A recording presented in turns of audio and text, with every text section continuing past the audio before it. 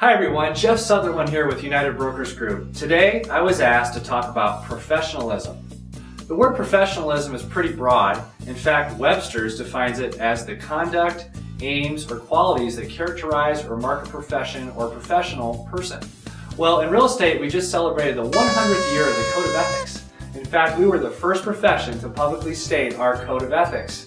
It is our foundation, our manifest to the world. If only all agents would read it, right? One day when Mickey goes somewhere else, he lost his toy where he lived carefully. Well, we cannot fix everything in just 5 minutes, but I sure can give you what I think are the 5 biggest areas that, if implemented, would increase the chance of you being called a professional. After all, wouldn't you like to be called a professional? When was the last time you had a cross sale with a professional? How did you feel? When was the last time you had a cross sale with a person that you didn't think should even be licensed? Well, little known fact, every realtor has access to a lockbox, which possesses keys to the house or apartment. And well, I happen to know for a fact that this family is out of town for a couple of days.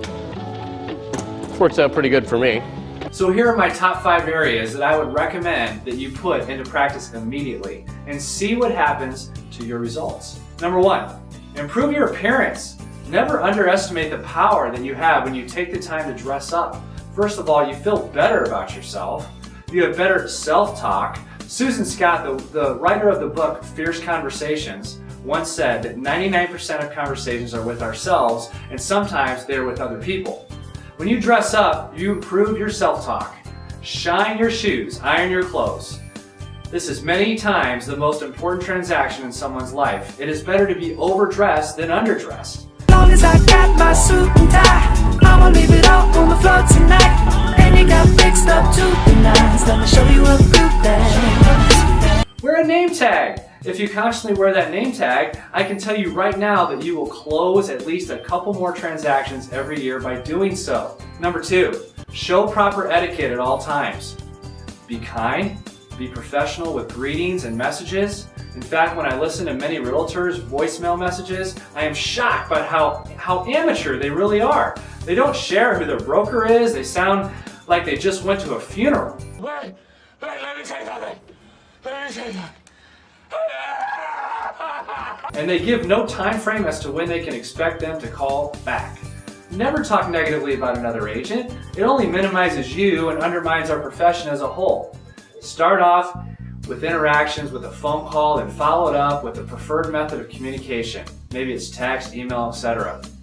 Use common courtesies. Say please and thank you. Number 3, respecting our own value and the value of others.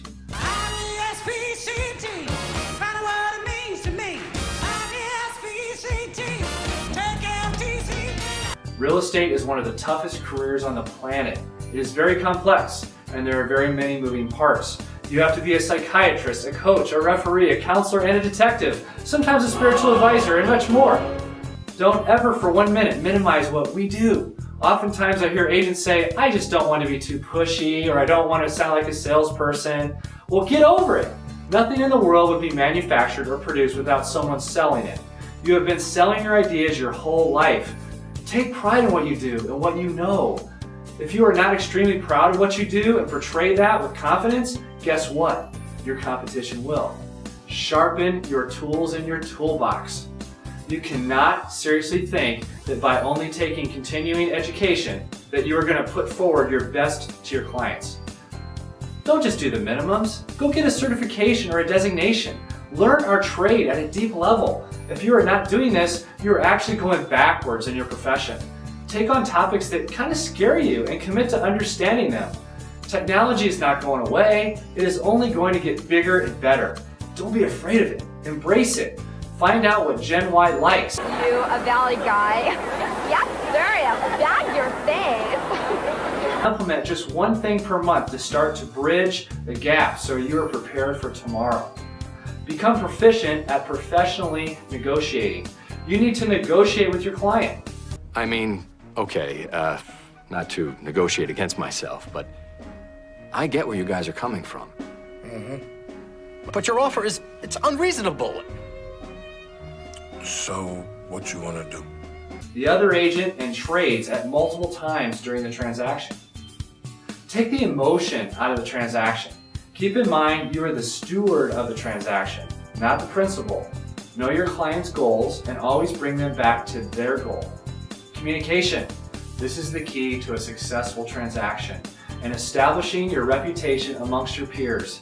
And whether you realize it or not, you are creating a lasting impression and reputation within your industry. On the front end of transactions, it is important to establish a relationship with the other agent as working toward the common goal of a closing, while at all times moving your client's interests forward. As a listing agent, answer your phone and respond in a timely manner to messages. Now that we have more occupied homes, be respectful of your showing schedule. As you run late or need to cancel, be sure to contact the occupant. Come back and save me. Stay in communication with your clients during the looking or marketing phase and give them a timing and action for the escrow. Stay in line with the contract timelines. So there you have it, ladies and gentlemen. That's how we become professionals in real estate. Stay tuned for next week as we talk about how we stop the income roller coaster. You're not going to want to miss it. Tune in to UBGtv. See you next week.